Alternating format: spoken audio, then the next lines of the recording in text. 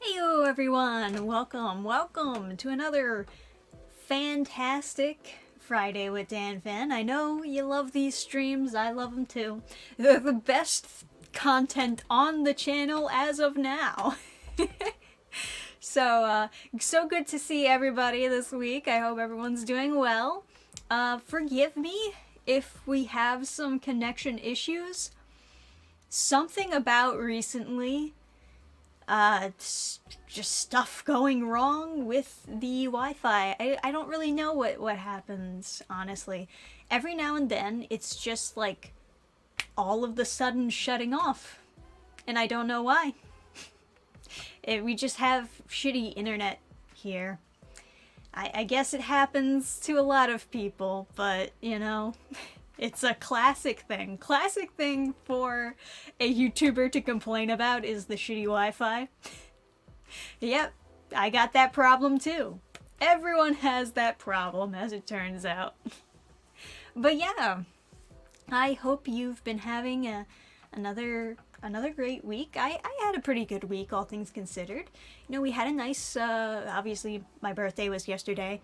I didn't even think about it, but because, you know, my birthday usually never falls on a Wednesday, middle of the week. It's just a bit strange, but I ended up uploading a video, just having it scheduled, like, on that day.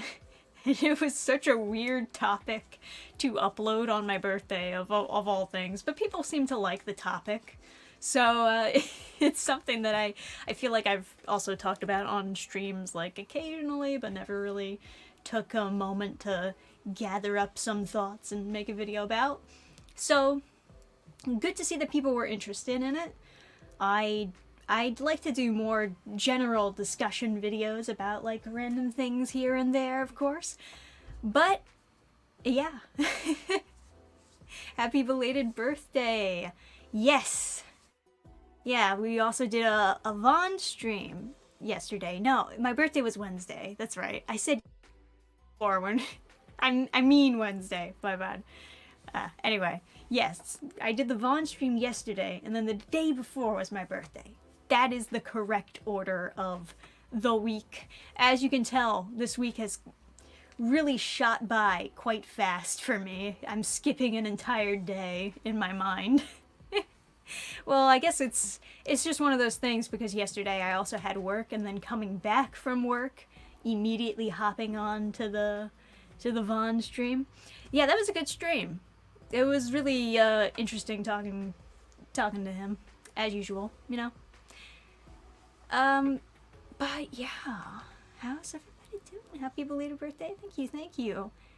Hope you're having a better time than me. I had terrible month of seeing what happened with the anime and manga industries with Capcom and Bandai Namco's ESG announcements.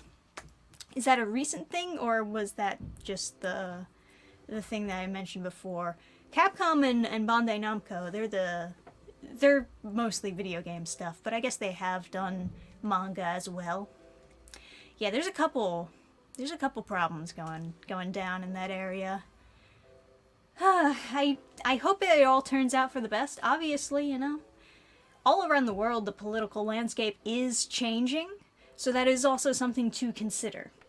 And all it really takes is for people to put their foot down and say, no, we're not gonna let you fuck us in the ass. That's up for themselves. And all of that shit can be stopped. It's just about having self-respect. And it's not true of every individual, of course. Do see Japan as generally being a country with self-respecting people. At the very least, people who want to protect their own culture. I think that's a very important part about Japan, and it's one of the most respectable parts about Japan. They're good people over there, you know? Hopefully it doesn't turn to shit. There have been a lot of good things happening around the world, too. So, you know, I do want to keep my eye on the situation to see how it all pans out. DEI and ESG have been trying to take over Japan entertainments of manga and anime. Oh yeah. Yeah, I made a brief video about that as well.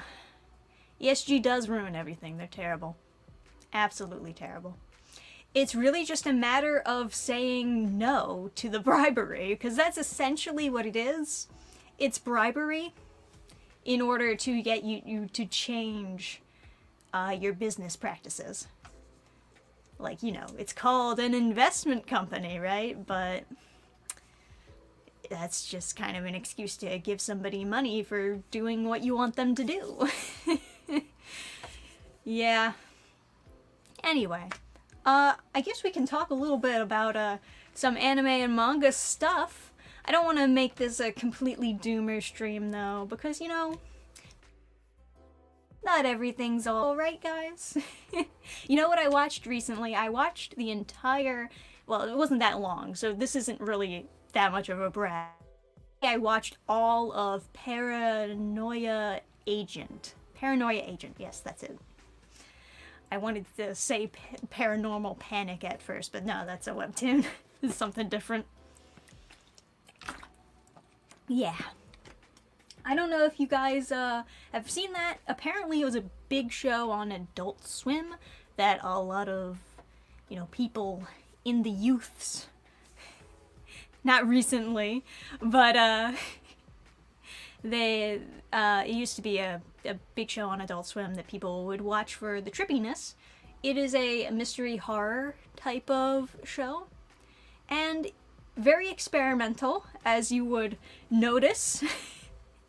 Not as brain dead experimental like the last few episodes of Ava, for instance, but I would say that it's a good type of experimental. Like, there are some things that they try out for the anime that kind of work. Satoshi Kon, now watch his films. Oh, is that the guy behind Paranoia Agent? Yeah, I mean, I can give it a shot. I will say, I wasn't super satisfied with the ending. I kind of knew that I was not going to be satisfied with the ending by the time we got to the point in the series where you just get like 3 filler episodes in a row, and I'm like, oh man, they're really dragging out the runtime for this. They have no idea how to end this series if they're doing 3 filler episodes in a row. Oh boy. But, it's a mixed bag. It is. It's a mixed bag of a show for me. I enjoyed watching it more, actually, when they weren't answering questions. Like, the build-up was very enjoyable, and then by the time we get to the end, it's like, oh, I guess that's an ending. Alright, you know. It's not the same type of satisfaction that you get from a lot of other mystery shows where part of the fun is you trying to solve the mystery yourself based on clues and hints that they give you throughout the show. It's not really one of those. And I don't think that they withhold information from you by any means in the show. I think that they just genuinely didn't know what the ending was going to be, and then it's kind of tacked on in the last episode. So, mixed bag of a show. But I'm glad that I took time to sit down and watch it. It's definitely a very trippy experience. Friday, good evening. Good visual novel or cool stream, cat purring in my lap, ice cream, oh good stuff. It sounds like you're describing a desktop wallpaper for lo-fi or something. Paranoia Agent was good, but I think they ran out of cash and time towards the end. Really? You see, that explains the ending for Neon Genesis Evangelion. The first original series of that. The idea that they ran out of budget totally makes sense because of those last episodes. They were basically reusing clips and doing these slideshows and using storyboards and stuff like that. Paranoia Agent did not do that. They had actually really well animated episodes all the way to the end. The last few episodes are actually, like, they look really good. They just did, I'm not convinced that they knew how to end it. So, yeah, I don't know. I would be surprised to hear that they were running out of budget in the end, actually. because it looks good. It's visually very stunning anime. Thanks, Matthew. Which mainstream comic book character or property would you choose for a crossover? Like, pick two that I would want to crossover with each other? Oh, that's a tough one. Yeah, maybe I have to come back to that. I don't know. I'm trying to think, like, what goes well together, because I don't want to pick something that's, like, that would be lame to cross over. This is something that I would be like... With your character? Oh, that's an even more interesting the more interesting question. Which comic book character would I want to cross over with, like, my characters? Like, what do we got? I guess Horizon Quest is not technically my characters. I mean, I designed them, but Adam wrote the story. We got like Oliver, I guess. Now that's interesting. I bet Sonic City Witch. I mean, speaking of, right? We got the pre-orders open for Sonic City Witch on Burning Star Comics. I guess this would be a really interesting crossover to have with Cyberpunk Edge Runners. Since they're both kind of cyberpunky, but one has the extra element of magic, and I think Sonic City Witch is also much more optimistic than Edge Runners, for example. So I do think that would be kind of a... I mean, they're like around the same ballpark, so it's not too outrageous, but it just adds another element to what is already, like, an interesting world. Oh, Punisher and Judge Dredd? That's a good one, too. I like that one. Like Ellie the Eliminator? What would I put Ellie the Eliminator with? Probably Invader Zim? They're both pretty similar, aren't they? A Vampirella versus Oliver crossover? I can't imagine that. Oh, that would be very out of the ballpark. But, yeah, alright. You gave me a reason to shill my comic campaign. Thank you. I've been thinking about, like, what I'm gonna be doing with the future comics going forward. Obviously, Sonic City Witch is, the last one-shot I'll be doing for a while. If you can consider it a one-shot. I consider one-shot because I graphic novel, and then it was only later that I decided to, like, split it up into multiple issues that of course later be collected into what is now the graphic novel campaign. So there's that, right? But yeah, that's probably gonna be the last kind of one-shot story that I do for a while. Because I'm going to be working on, of course, the Reaper series. I'm going to be putting most of my time towards that. While also, of course, yes, publishing other people's comics as well. People have been asking, like, oh, are you going to open up submissions again this year? When are you going to open them, Dannphan? And, you know, I'm not really sure. Not really sure. I think last time I opened them in September? Or did I open them later than that? I wouldn't be entirely against opening up submissions again this upcoming September. If people have new comics they'd like to submit, of course. I added a retailers page to the website, so that's new. Oh, thank you, Mark, for the 10. Death Note with you, so you need to get a job. Oh, yeah, there you go. Death Note and it's not like getting a job will kill you. That would be interesting. You give Oliver the Death Note or something. Something like super dark with this character. Yeah. So, obviously, you know, besides Sonic City Witch, which will be wrapping up fairly soon. I think within the next 2 months, we should be cool, and everyone will get their copy earlier than probably most of you expected, because my estimated date of you getting the comics, I'm giving you a way later date than what will probably actually be. We only have 14 more pages left to draw up and get ready, and I'm gonna have a bunch of beta readers looking over it to make sure everything makes sense and has no spelling errors or typos or anything. That's gonna be, time consuming generally, but you gotta do what you gotta do. Make sure it's a high quality product before it gets into your hands, and then that'll be done. And I don't think that'll take too much time. Right now, in the background of doing Sonic City Witch, which I'm almost finished with, of course, I've also been working on Reaper Book 2, or at least drafting it. I'm not too far into drafting it. I got like the first chapter and a half done, as far as a draft.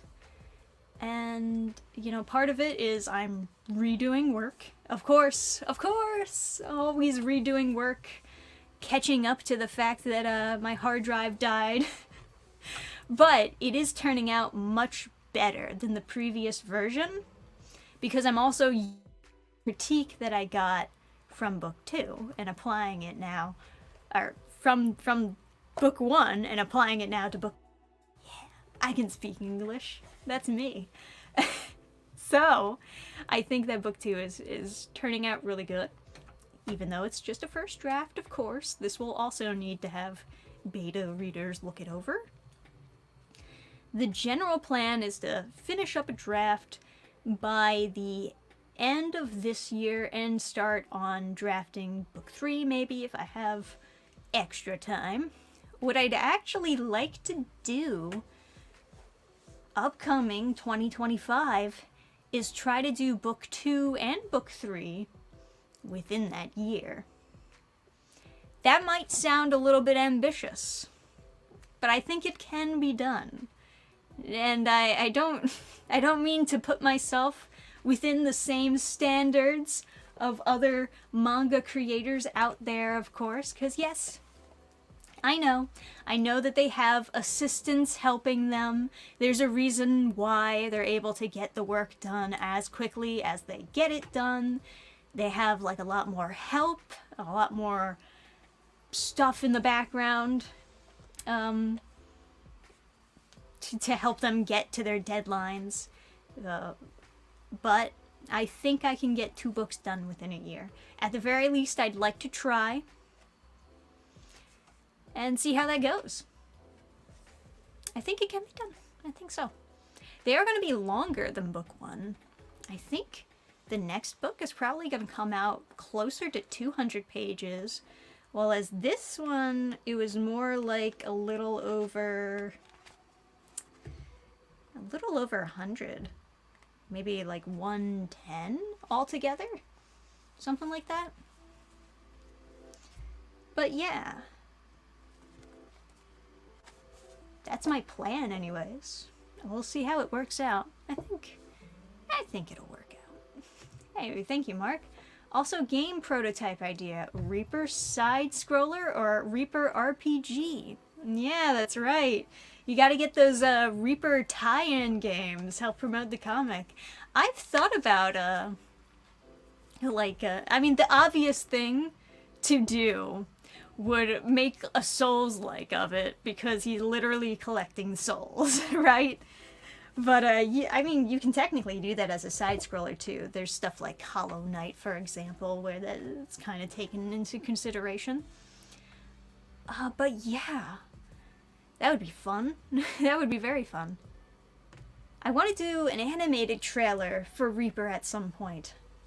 I want to do more animation in general. Obviously, we did the animated trailer for Sonic City Witch, and I love seeing people's reactions to that, even though it's a very subtle, easily achievable animated trailer. Didn't go for the color. I thought about going for the color, and I just didn't go for it in the end. Maybe it's better that way, because I lost my hard drive anyways, and it might have all been lost if even if I did take the time to like hire a colorist, maybe it wouldn't have been worth it. Who knows? But yes, I'd like to do an animated trailer for Reaper as well. And I've been kind of doing my research on like what kind of trailer I'd like to do for it and how much it would cost to make it look really nice. It would cost a lot. But, you know, you can outweigh those costs as an artist by doing some brunt of the work yourself. The real question is, if I'm going to try to do 2 books within a year, will I have the time to also do like all these storyboards and everything for a trailer? I don't know. It's a little bit sketchy. But I can also do like really simple stuff, like loop animations, right? Those are easy. Not as fun, but you know. And there's also like the motion comic stuff. That's a possibility. It's not as bad. Oh, thoughts on the Sonic 3 trailer? I thought it looked pretty good. Honestly. I'm excited. Yeah, curious to see how that's gonna pan out. It looks like they're leaning heavy in on the like edgy shadow, which is gonna be very enjoyable for me to watch because I kind of find it both humorous and entertaining. Reaper game in the style of Katana Zero. That would be interesting. Oh, you know, I have Katana Zero. I have not played it. I played a little bit of it, right? I mostly, like, bought it on recommend because I was like, oh, no, I like side-scrollers and stuff, so I guess this is fine. I played a little bit, and I was playing it back when I had, you're not gonna believe this, when I had the Mac laptop.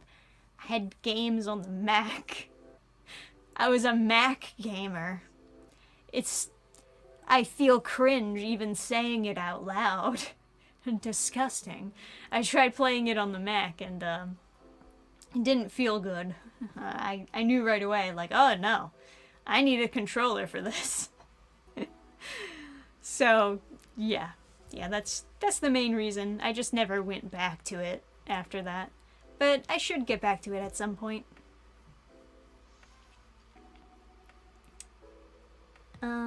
Yeah, Sonic City Witch and Sonic the Hedgehog. They both have Sonic in the name! It's perfect! Reaper game that's more like Sekiro with stealth and platforming mechanics. That would be interesting too. Yeah. You know, I will say I'm not the biggest fan of platforming mechanics. But I have played a lot of platformers. Oh, thanks, Matt. Sonic lore seems surprisingly deep. Deeper than you'd think. It all started with those adventure games, I guess, right? Sonic Adventure 1 and 2, they actually tried to, like, put in lore and story and stuff. And then Sonic X, they expanded on that a lot, but I don't think people consider Sonic X by any means in. But it's a good show. It was a decent show, by all means. I like Sonic X better than the SatAM Sonic show. Maybe that's just me. I know plenty of people who really like the Archie Sonic type of stuff and the SatAM type of stuff. Kind of like it when it leans more anime. Myself. Maybe I'm a little bit biased in that sense. Oh, thank you, Revolutionary Dragon. Hey, I'm glad you brought up with the increased anime remakes and see it as a canary in the coal mine for where the anime industry is heading. That's a completely different... Yeah, sorry. I thought I was crazy because no one seemed to care. Yeah, to be fair, over here in America, we used to have good reboots. Not all of them. They were hit and miss, right? But there were good ones as well. There were good reboots and there were bad reboots. There were good spin-offs and there were bad spin-offs. You know, it was a mixed bag at one point. Now they're all bad. They're just basically all bad. It's so rare. It's practically iconic. It's practically historic now whenever you get a good reboot or super long after the original sequel. And I seeing that with anime now. Maybe it's not as crazy as what we've had and what we've experienced here in America, but it is a trend, and it usually goes in a certain direction of commercialization and cheapening of the property itself, which, you know, usually ends up with having more shitty product that's poorly written. And there is also the issue, like I mentioned in that video, same video that you're referring to, is the fact that, of course, there's a lot of cash cows in manga that are disappearing. So they're becoming a little bit more desperate for more funds to keep the momentum going, which is why they're looking overseas and looking in all these different areas, throwing things at the wall to see what sticks, you know, while also relying on their old reliables, rebooting stuff that has already come out and was already good the first time they did it. Stuff like that.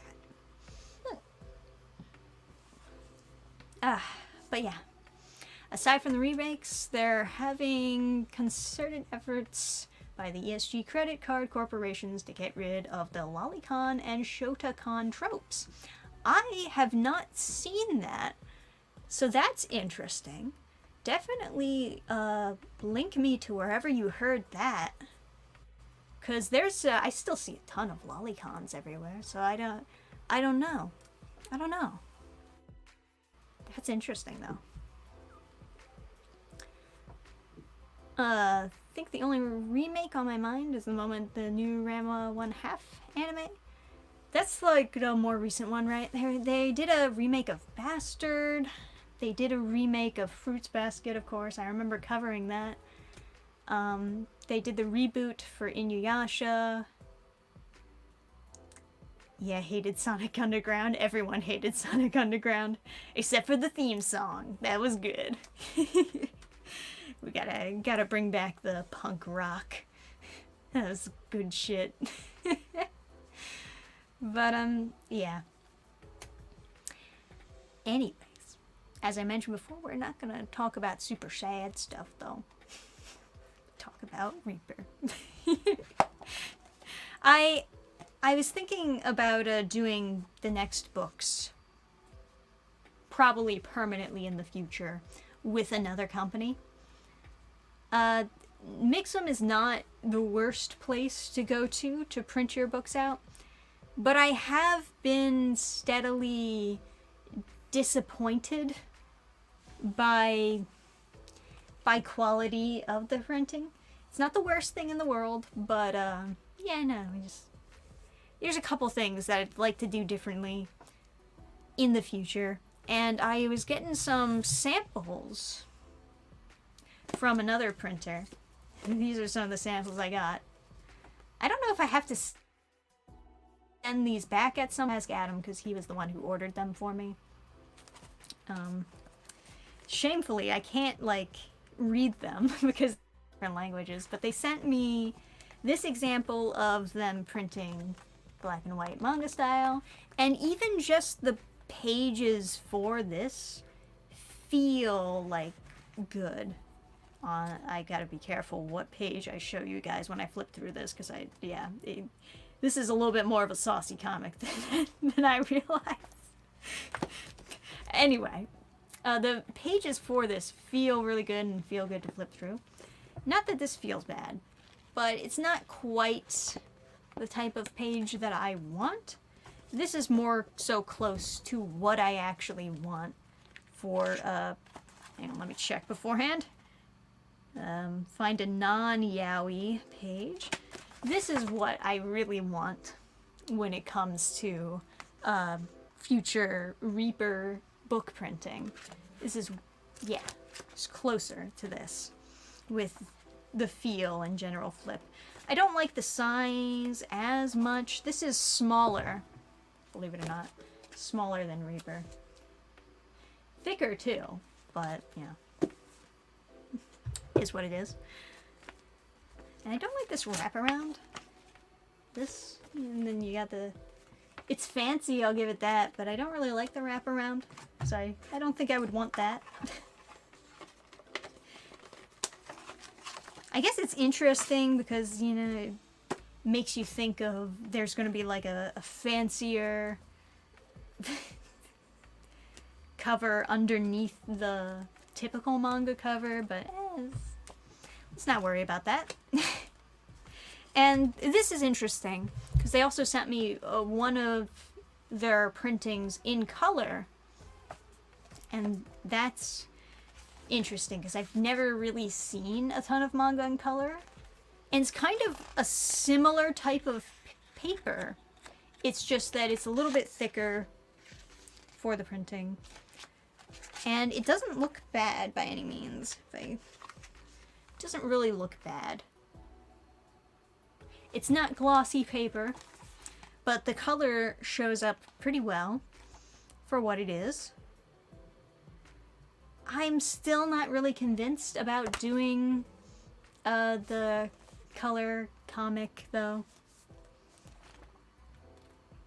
It's nice to know that it is a possibility. That if I ever wanted to do something manga style that was in color, I could do this. It's nice. Appreciated. But, probably not gonna do this. Not for Reaper, at least. Maybe for something in the future. Maybe that's something I need to look forward to. Is it Friday already? You better believe it is. It's your lucky Friday.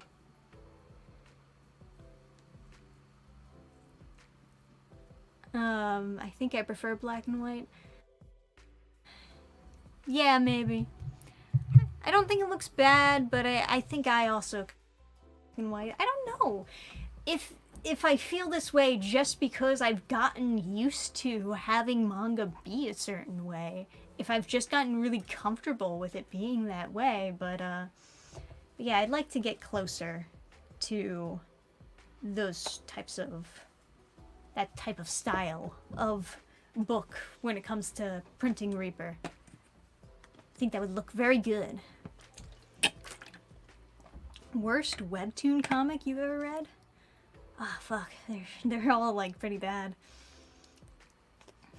Let me think. The worst one? Maybe The Princess's Jewels? Maybe?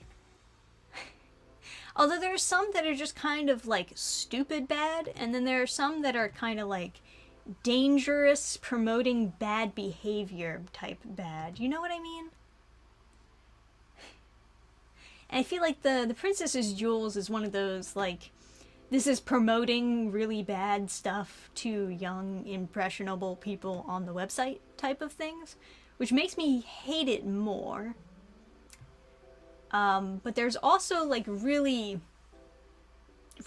boring webtoons, quite frankly. I thought Boyfriends was, like, enjoyable trash at first.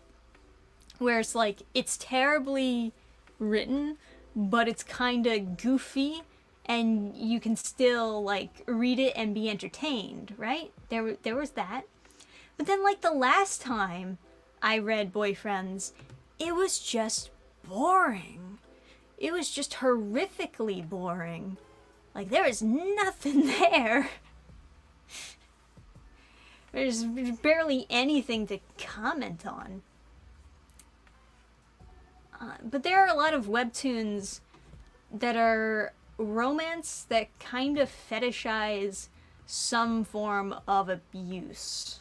You know what I mean? And those I don't like. I really don't like them. I don't like it. I don't like it. What can I say?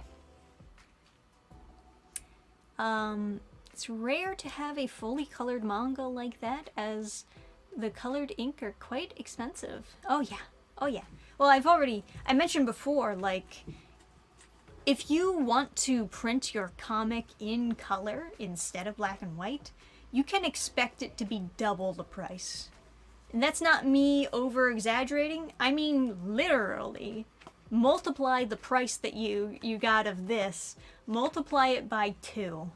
That's how much it'll cost to get that in color. It's a lot.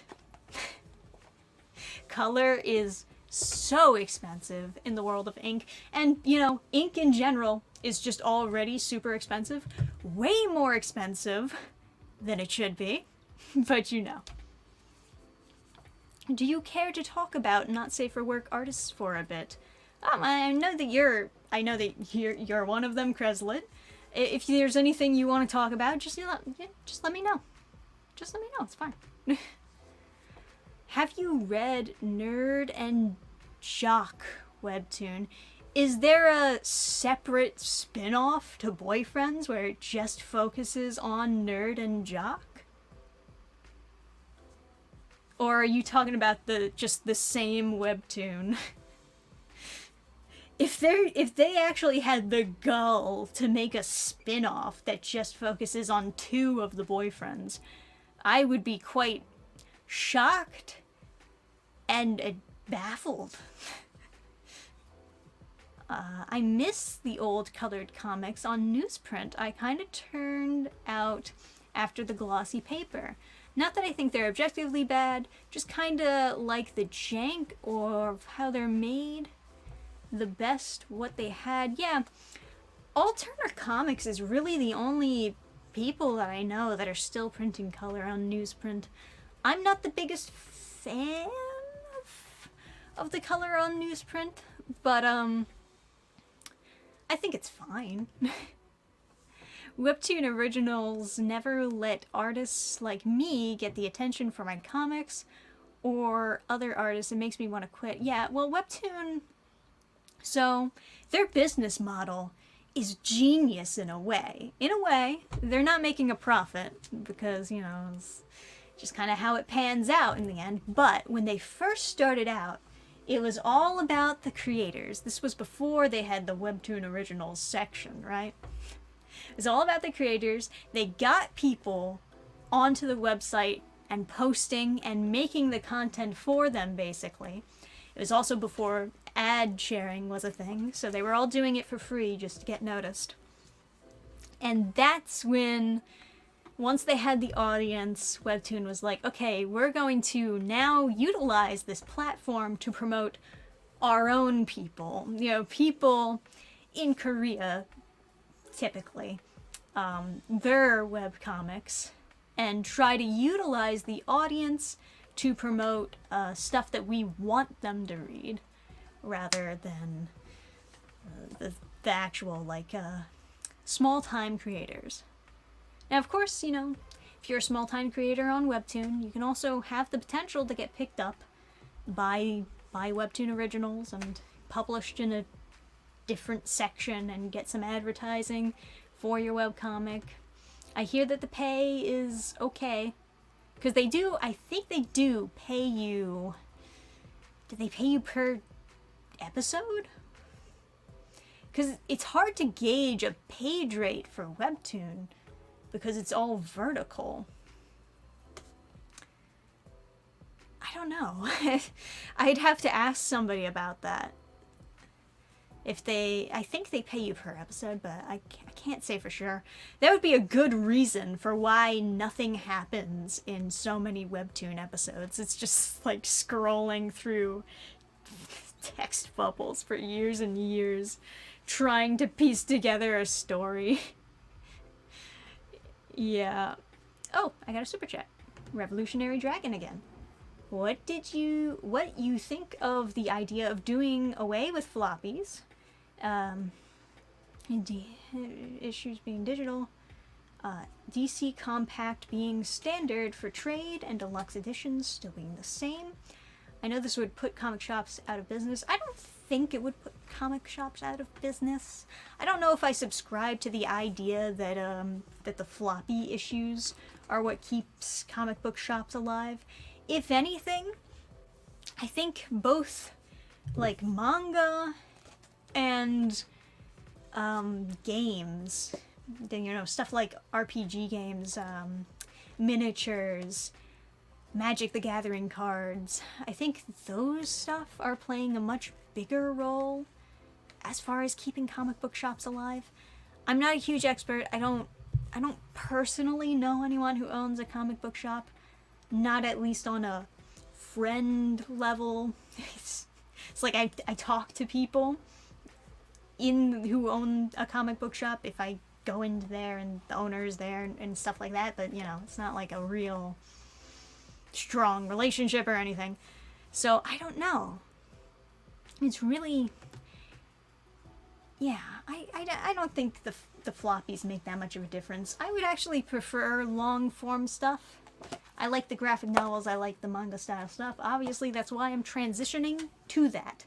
I think it's more beneficial for the creator, actually, more so than the comic book shop, to do the independent issues, because you can get more stuff out. You get more product, specifically, out while you're still working on the next thing. And when you have like multiple of these types of issues, a lot more leeway time, like while people are buying issue 1, you're already working on issue 2, and it doesn't take as much time to finish, as opposed to this takes forever to finish. And the way that they're able to make this, or this, or that, the way they're making that work is by doing the mangazines, right? The Shonen Jump subscriptions, where they're posting every new chapter, and then if you want them all collected, you buy the physical. That's how they keep the momentum going, because the time in between volumes getting published is substantial, and it always has the potential to kill your momentum, and then you just people forget that you exist. I worry about that happening to me. It's part of the reason why I've been keeping up such a rapid momentum with books that I publish on my website.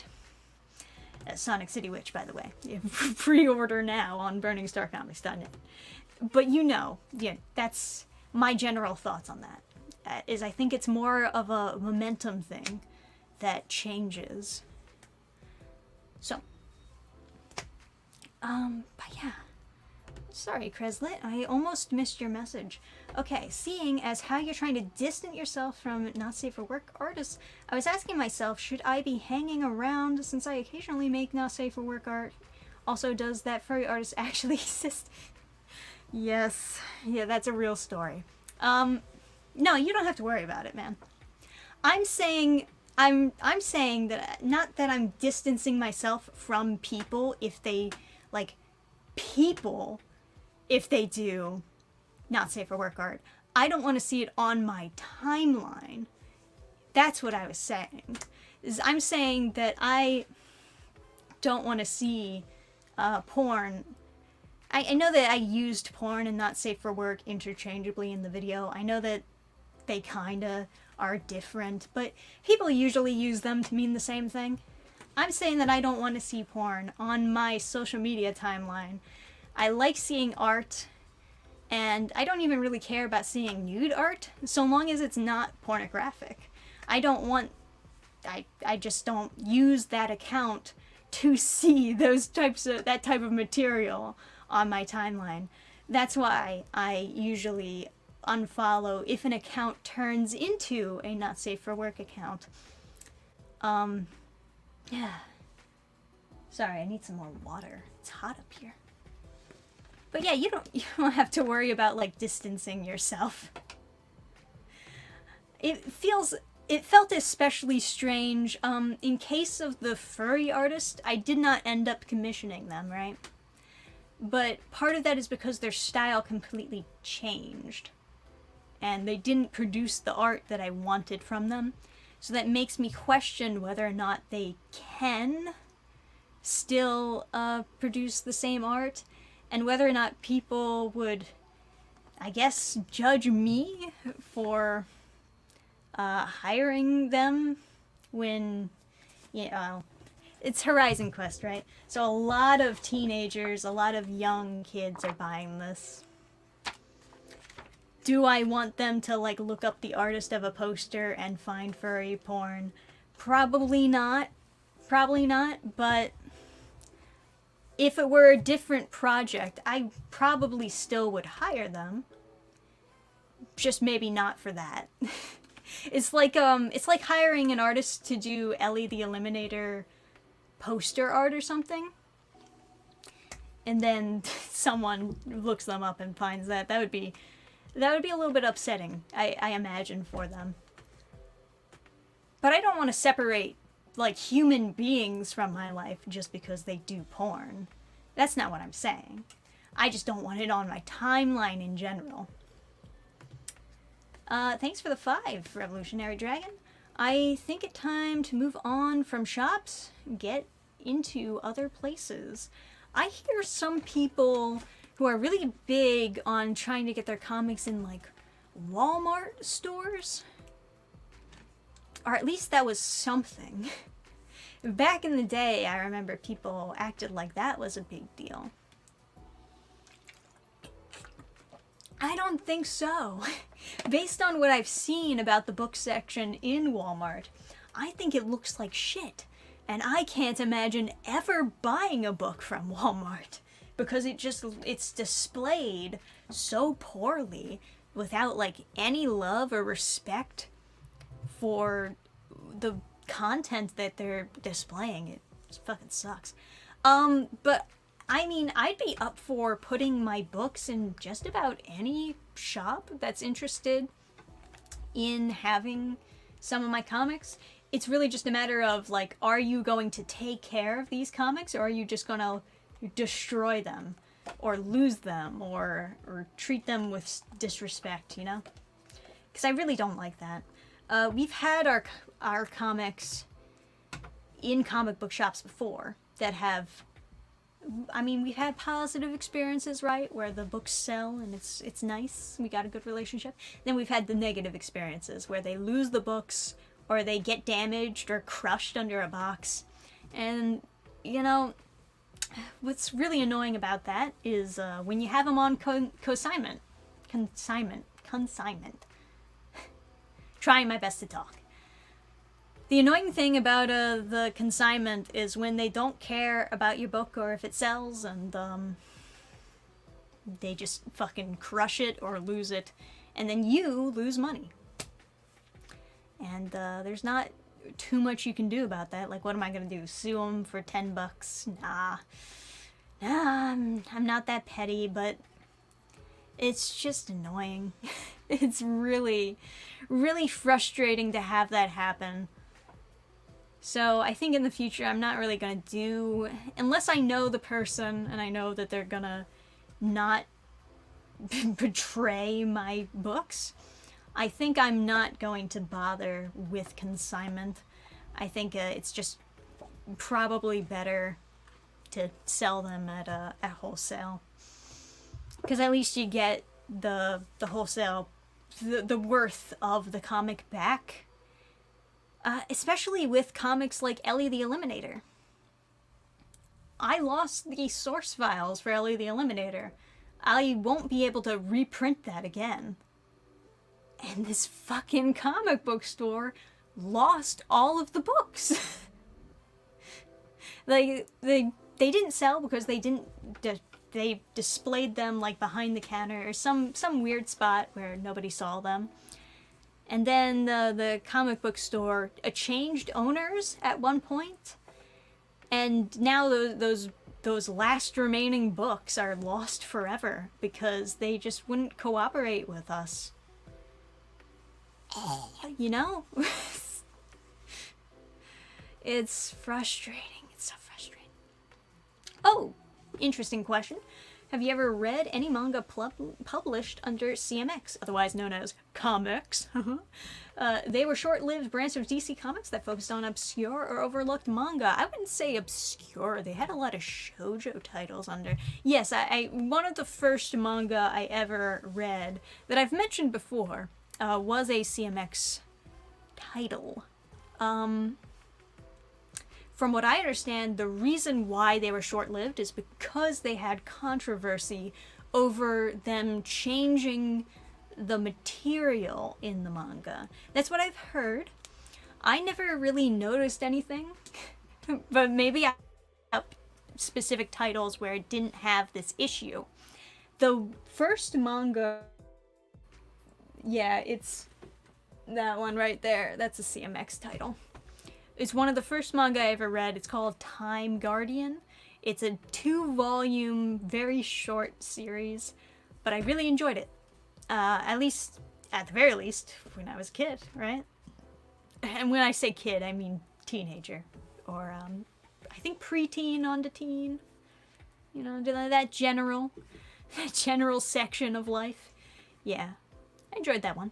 It was a little bit shoujo-y, kind of, this week sci-fi or side story. It was decent.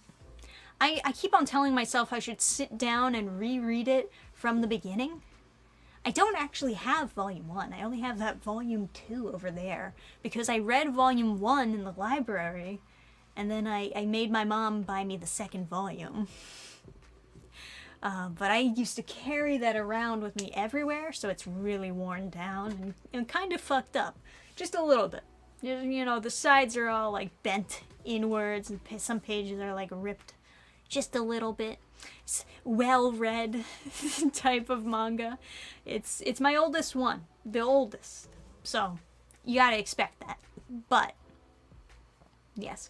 I keep on telling myself I need to sit down and reread that from the beginning. So, I can see if it holds up as much as I remember, at least. It's fun looking back at some of your first ever read manga or comics. Yes, consignment sales is just free money for the shops. It's part of the reason why you're able to get your books in stores easier, is because it's so beneficial for the comic book stores, so they're more likely to accept your book, right?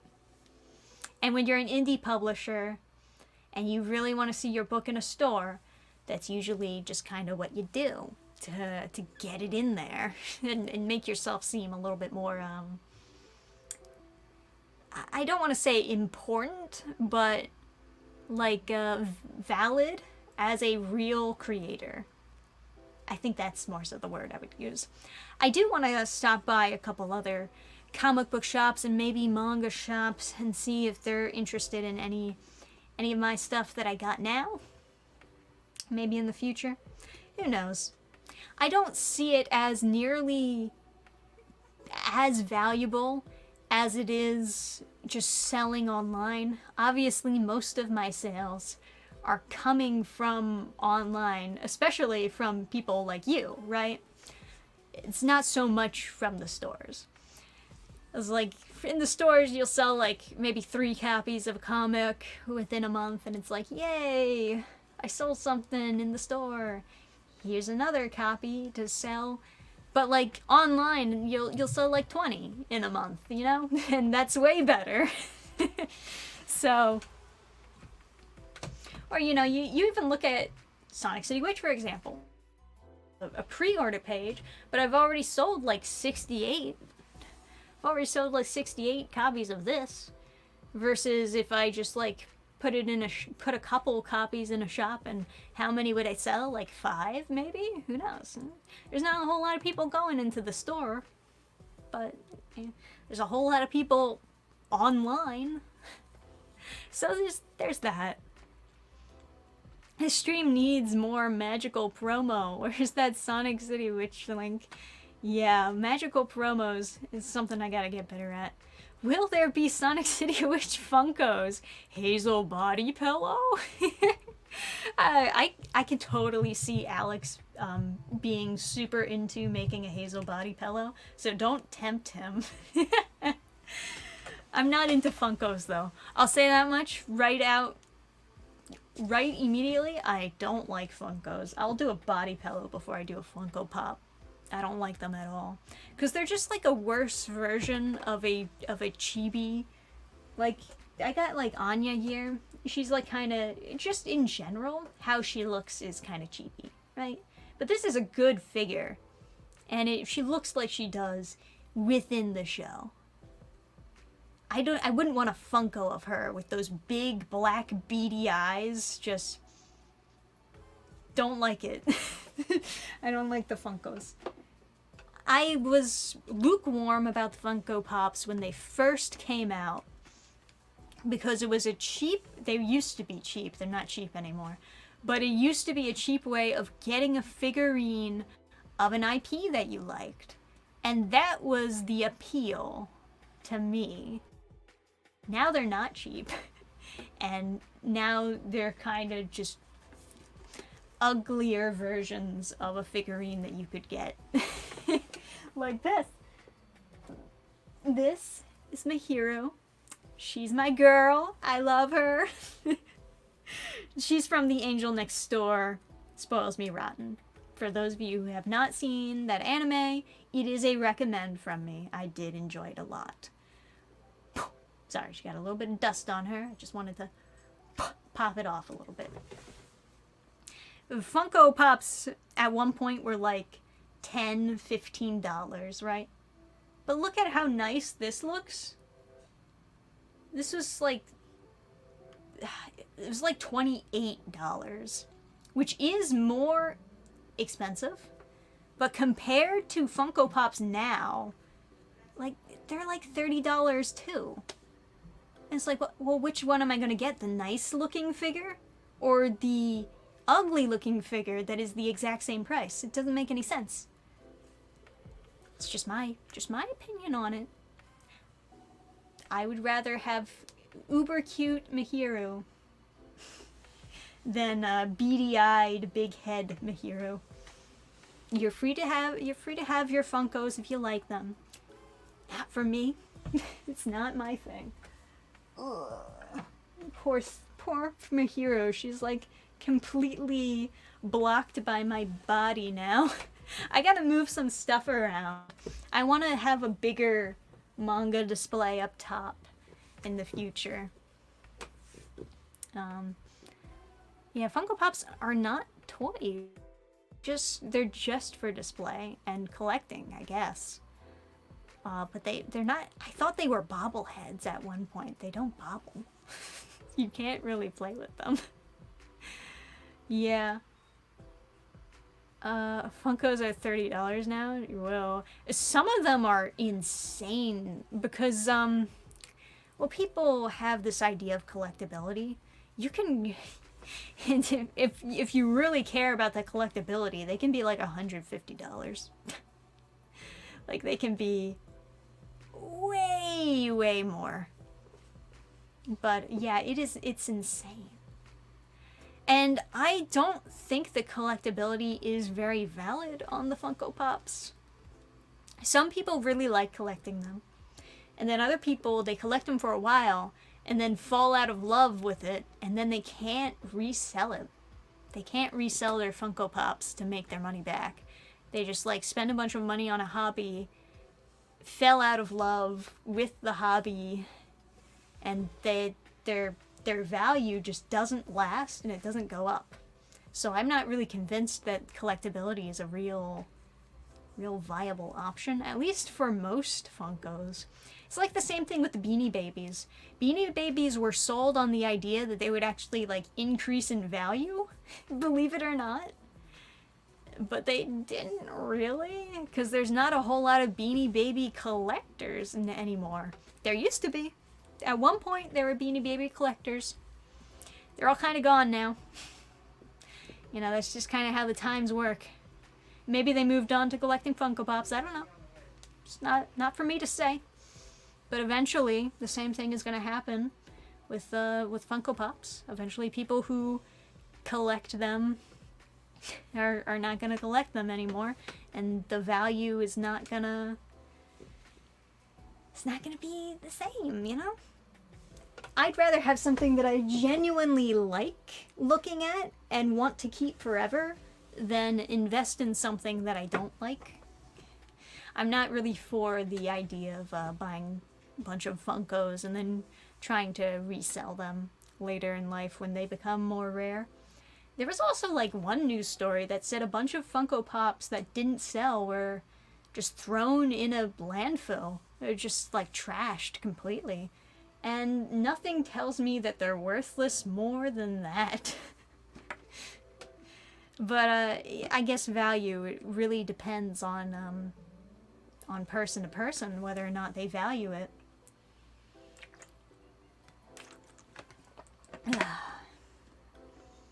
Anyway, believe it or not, the hour is up. Our Friday with Dannphan is coming to a close at this point. I know, surprising, quite surprising. But yeah, I'm happy I could show you a little bit of the ideas that I had for printing. I think this style of printing might just be my thing. Now, the one that I regret about going with this company for is just the fact that they're not based in the US. I really, really like printing my comics within the US when possible.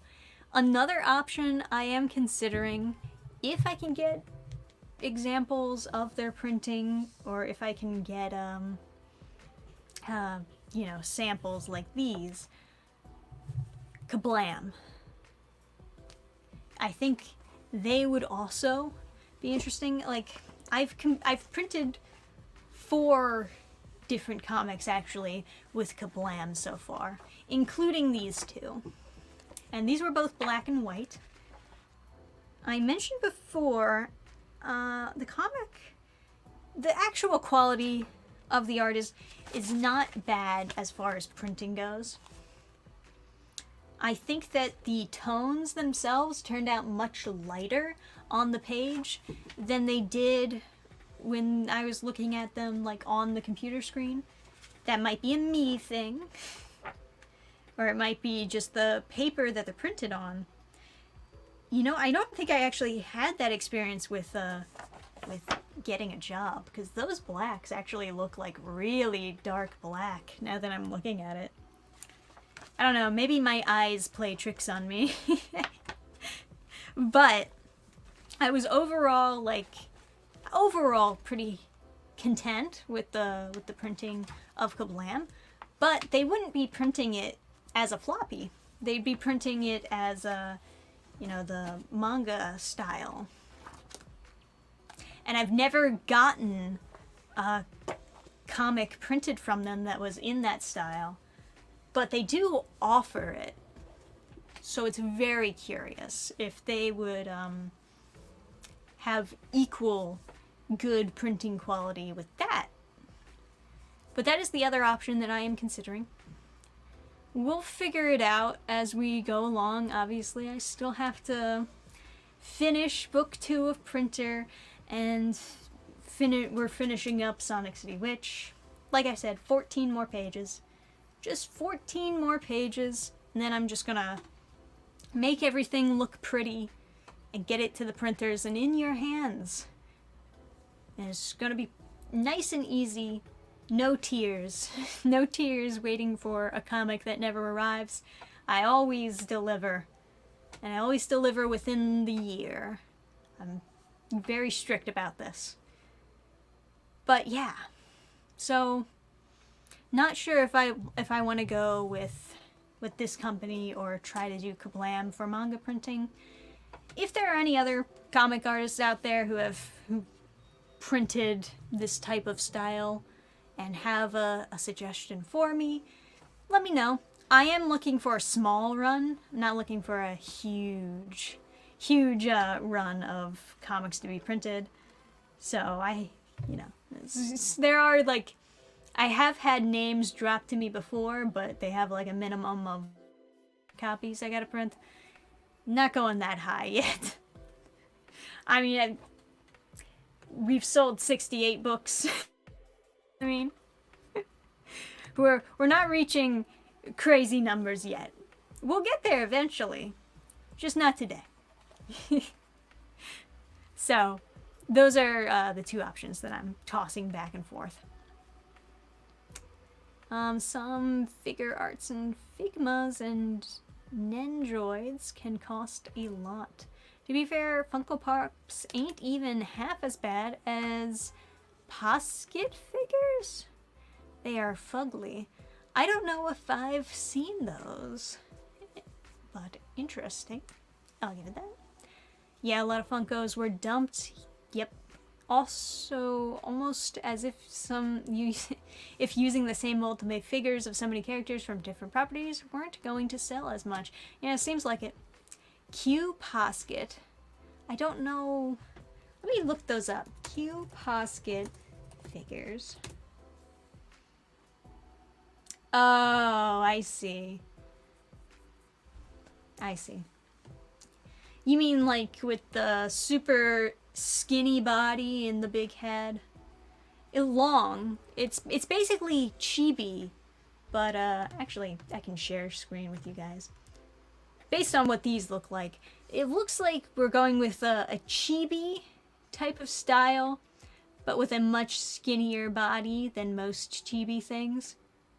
I see what you mean though. You basically like make all the characters look like kids at that point. I don't think they're completely hideous.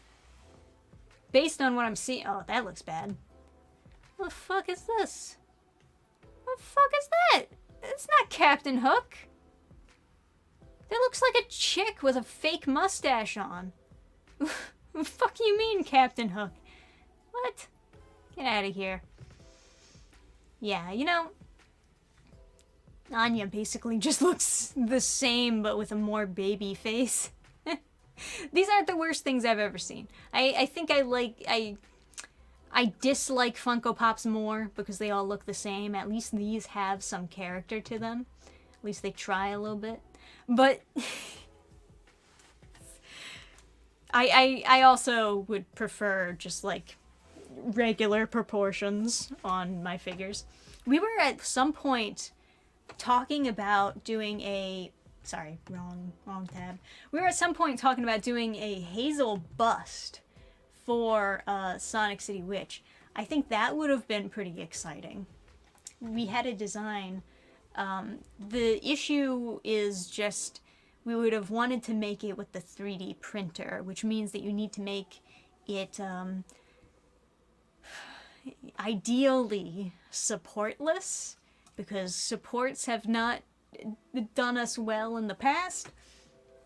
Obviously, the Sidharth figures, we used a lot of supports, and I think it somewhat, not completely, but it somewhat damaged the bottoms of, like, his body and, you know, his hands. You can kind of see where there's roughness here and there. You can tell where the supports used to be, and we snapped them off.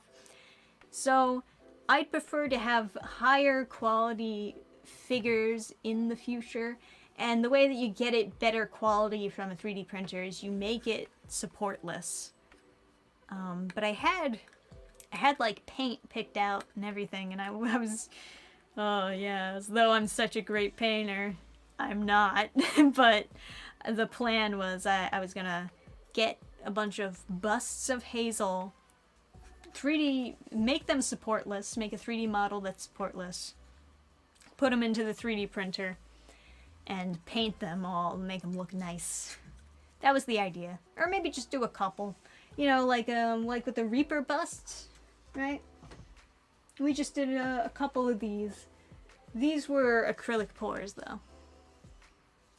This was difficult. Even the acrylic pours are kind of difficult, because you have the issue of pieces snapping off, of course. This was a really good bust, though. You know, funny?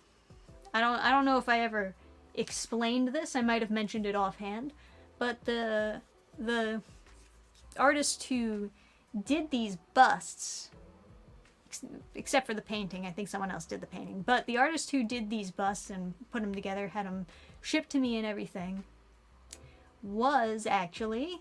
is, I should say, the artist for Sonic City Witch. It's the same guy.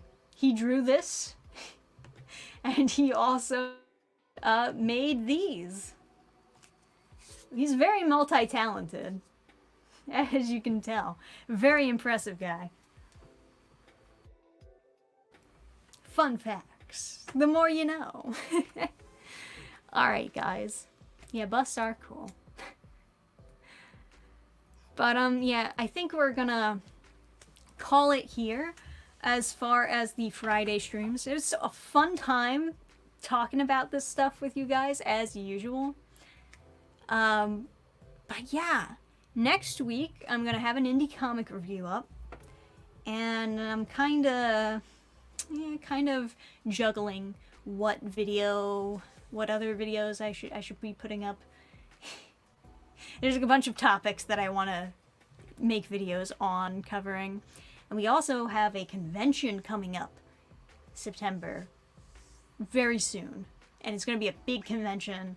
It's going to be a big road trip, the furthest away convention we've ever been to. So that's something. But so that's the main reason why I bring it up, because I'm going to have to schedule out a couple of videos to make sure that I keep to my general promise of having a video out every week. So we'll see how that goes. I look forward to uploading the new videos when they're ready. I'll update you on like how the convention was when we go to it, and I'll update you more on Reaper as that series develops. Oh yes, and of course, Sonic City Witch. Back it. Get your copy, and I'll see you guys next time. Good night, everybody!